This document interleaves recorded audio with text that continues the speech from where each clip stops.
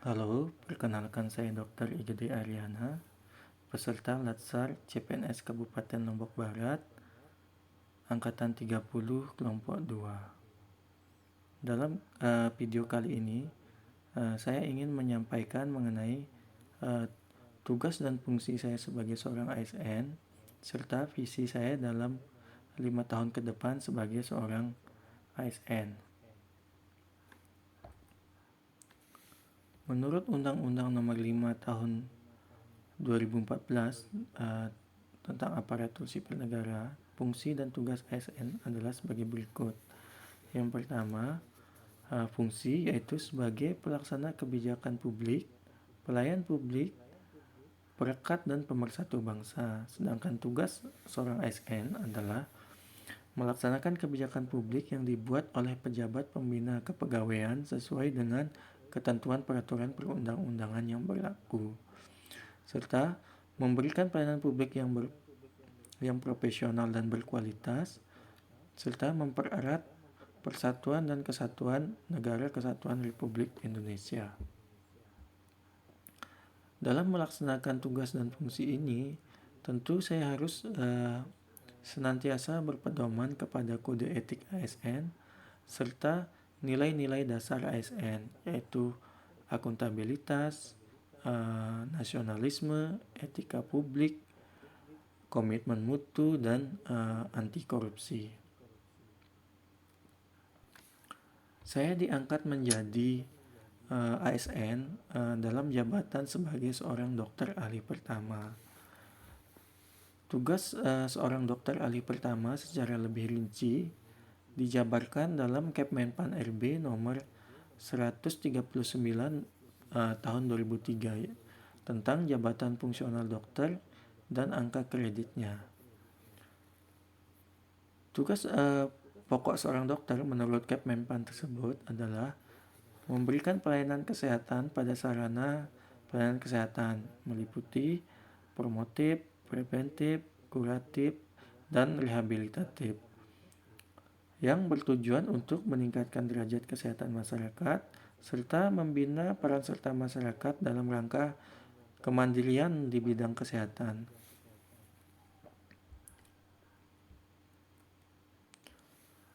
Dalam melaksanakan tugasnya, terdapat 5 unsur kegiatan yang harus dilakukan seorang dokter berdasarkan dengan Kepmenpan tersebut, yaitu unsur yang pertama adalah unsur pendidikan. Pendidikan ini bisa bersifat formal maupun pendidikan fungsional lain di bidang kesehatan. Yang kedua adalah pelayanan kesehatan. Pelayanan kesehatan dapat meliputi penyembuhan penyakit, pemulihan kesehatan akibat penyakit, pembuatan catatan medik, dan lain-lain. Yang ketiga adalah pengabdian kepada masyarakat. Contohnya adalah dengan ikut serta dalam penanganan wabah, pelaksanaan tugas lapangan di bidang kesehatan, dan lain-lain. Yang keempat adalah pengembangan profesi, misalnya dengan cara membuat karya tulis ilmiah atau penemuan teknologi tepat guna di bidang kedokteran. Dan yang terakhir adalah penunjang tugas dokter dengan cara misalnya menjadi pengajar atau pelatih di bidang kesehatan atau menjadi anggota dalam organisasi dokter. Unsur-unsur kegiatan tersebut akan dituangkan dalam bentuk SKP atau Sasaran Kinerja Pegawai yang akan menjadi acuan dalam pelaksanaan kegiatan sehari-hari seorang dokter di instansi tempat dia bekerja. Pelaksanaan SKP ini akan selanjutnya menjadi acuan penilaian kinerja seorang dokter yang selanjutnya dapat dikonversi menjadi angka kredit yang dapat digunakan sebagai acuan dalam kenaikan pangkat. Selanjutnya saya akan memberikan penjelasan mengenai visi saya dalam 5 tahun ke depan sebagai seorang ASN. Visi saya yaitu adalah meneruskan pendidikan ke jenjang spesialis dengan tujuan dapat meningkatkan kompetensi dan ilmu pengetahuan yang saya miliki, sehingga dapat memberikan pelayanan kesehatan yang lebih berkualitas dan profesional kepada masyarakat.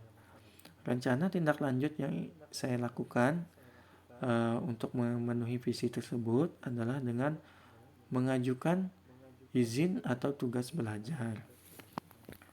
Menurut Surat Edaran Menpan RB nomor 4 tahun 2013, syarat seorang PNS atau ASN dapat mengajukan izin atau tugas belajar adalah yang pertama, sudah menjadi PNS selama kurang minimal 1 tahun sejak diangkat menjadi PNS, mendapat izin secara tertulis dari atasan, mendapat penilaian baik dalam setiap pelaksanaan kegiatan atau evaluasi kinerja dalam 1 tahun terakhir, tidak menjalani hukuman disiplin, tidak pernah melanggar kode etik PNS, serta tidak menjalani pemberhentian sementara sebagai PNS.